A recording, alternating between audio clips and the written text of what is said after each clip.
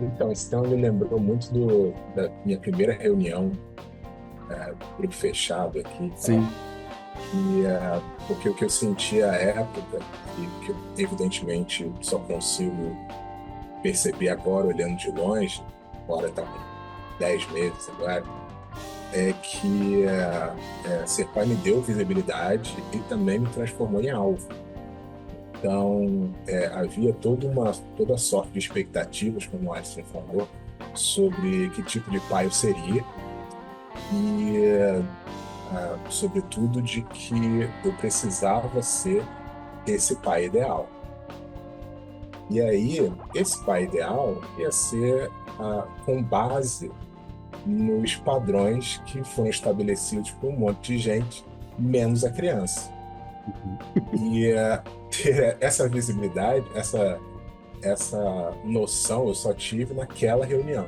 Porque eu estava ali tentando, das mais diversas formas, satisfazer esses padrões que, enfim, para o bem-estar da criança, de fato, diziam muito pouco.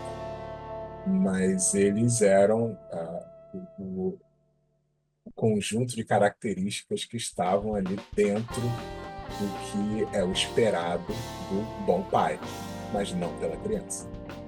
Então, aconteceu isso e eu demorei muito a perceber o que estava acontecendo, por que que eu sentia que aquilo era não apenas um emprego, que eu ainda acredito que ser pai seja um emprego, de fato, um emprego de tempo integral, Sim.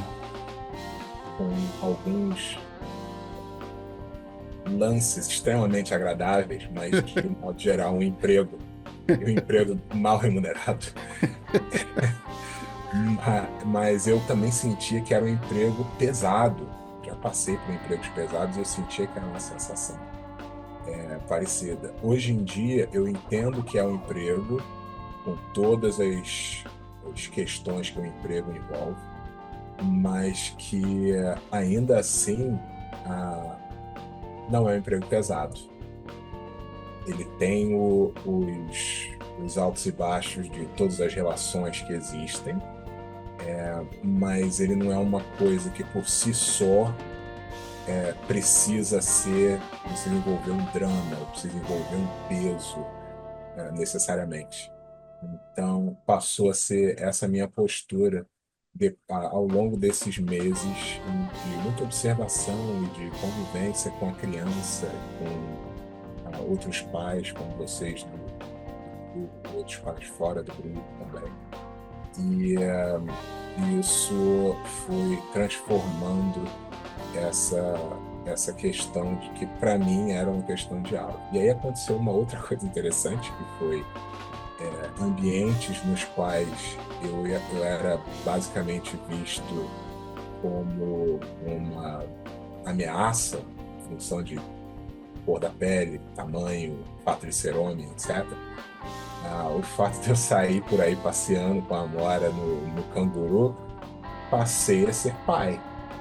E eu passei a ser uma entidade diferente, né? Não era mais aquela pessoa que as pessoas trocavam de calçada. Uhum. Enfim, eu moro num bairro majoritariamente branco. Então, passei a ser, de fato, o pai que está caminhando com a criança e tal.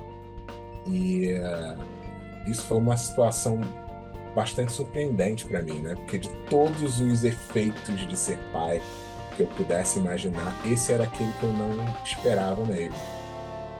E demorou um tempo para eu me dar conta disso, do ponto de vista de que eu de fato passei a ser a prioridade, porque sempre que eu estava caminhando nas ruas, eu dava passagem para as pessoas, essas coisas, e aí eu comecei a perceber que, bom, eu estou carregando uma criança. A prioridade sou eu, por isso as pessoas estão me deixando passar. Isso foi uma coisa muito interessante, essa mudança de perspectiva. Foram umas coisas pequenas que eu passei a perceber no momento em que eu deixei de ficar com medo de ser alvo, basicamente. Então, passou a ser eu consigo fazer muitas coisas por essa criança ou por esse núcleo familiar, consigo fazer um monte de coisa. Algumas outras coisas eu não consigo fazer. E é isso aí. Lidem, Uhum. né, com essas coisas. Pode crer. E aí culminou aí com essa questão de que, veja, até festa de aniversário a criança vai ter agora, decidida que 2 meses antes do aniversário. E é É isso, isso. é isso aí. Massa, massa, massa. Pô, depois eu queria voltar em alguns pontos aqui. Eu só vou remarcar para não perder. Que essa parada que tu falou, eu acho que é muito importante, assim, a gente lembrar, né? Que todo mundo vai projetar a tua relação com o teu filho, com a tua filha, e ninguém pergunta a você e nem a ela, né? E depois tu vai te pensar assim, não, calma, é a minha relação com eles, né? Não é essa relação que você quer que eu tenha.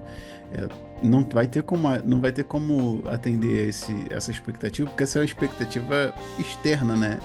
A minha expectativa com os meus filhos é essa, e eu vou entregar para eles o que eu consigo melhor. E aí, eu preciso também falar aqui, né, para ficar óbvio, do óbvio, é que ninguém tá falando de ser medíocre, não. É falando o melhor que dá, o melhor que pode. E nem precisa entrar nessa conversa aqui, que o melhor que a gente está tentando oferecer já é muito além do que as pessoas esperam. Não é por autoindulgência, não. É porque assim, a gente tá numa outra viagem. É de falar, repensar e conversar sobre isso. Então ninguém tá falando assim, ah, ninguém tá aqui. Eu até vou mudar. Ninguém tá aqui pedindo o direito de ser medíocre, não. Quando a gente fala, e isso eu falo por proteção. Ah, eu estou fazendo o melhor que eu posso, é o melhor que eu posso, Biano, não é o mínimo. Devo deixar bem clara essa diferença entre o mínimo e o melhor que eu posso. E é um abismo gigantesco.